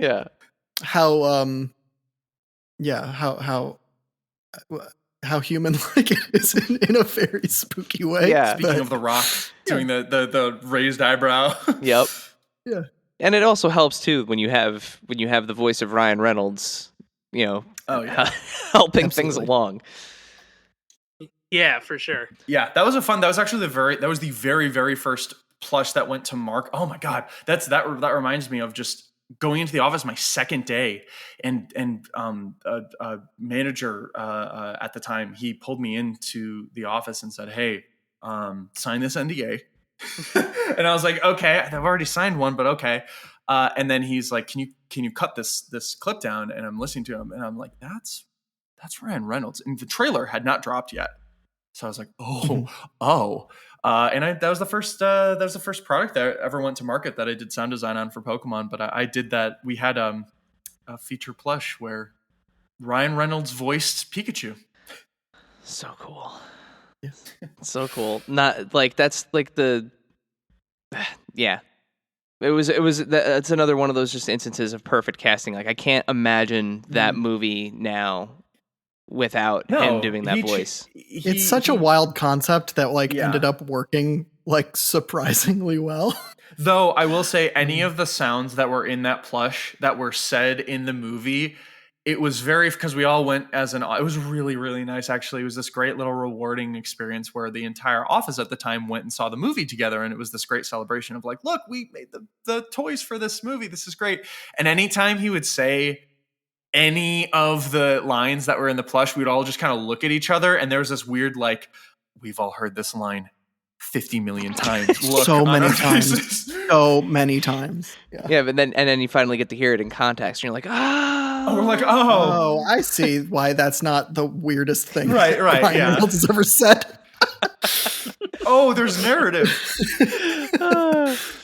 Guys, this was amazing. Thank you so much for taking the time to join us. This was so much fun to reveal all of these cool things that you guys are doing for the rest of the year. We cannot wait to actually see the rest of these products in person.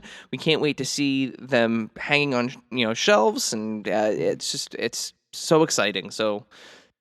And thank you for all the nice things you said in the beginning. Yeah. Well, we mean it. We've been looking forward to this for a while and talking with you guys, and we couldn't think of a better.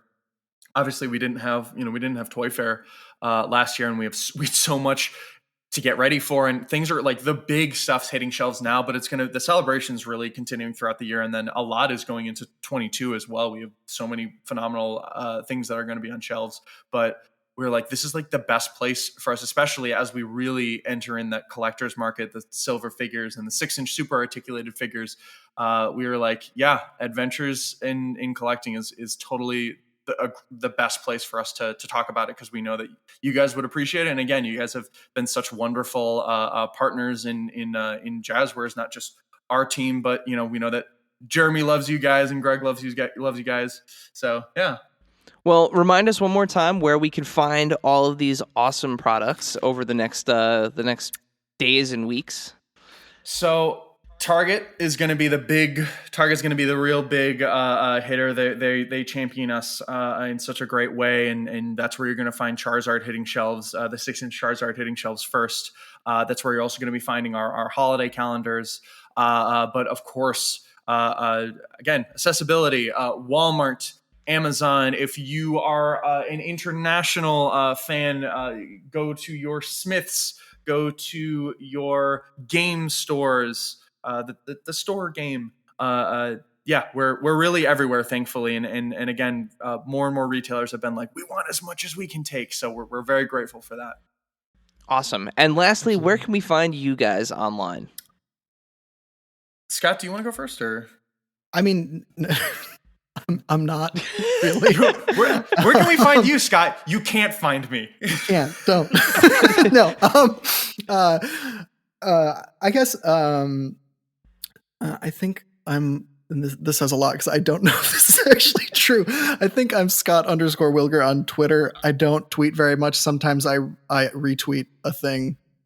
But we could see your work at Jazwares on Instagram and Twitter. At Jazwares is absolutely. If you want to see Scott's work, at Jazwares, definitely the place to go.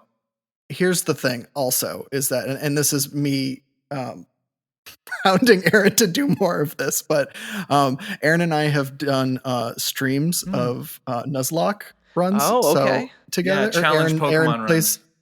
Aaron plays Nuzlocke runs, and sometimes I am on his Twitch stream, sort of bantering around while he does that. It's so pretty much follow the same Aaron thing on Twitch. It's the same thing as the back and forth that he and we talk about Pokemon and what we're working on. That's out. We don't treat it like it's a press thing, but we chat mostly about how excited we are about like certain things in the show, etc.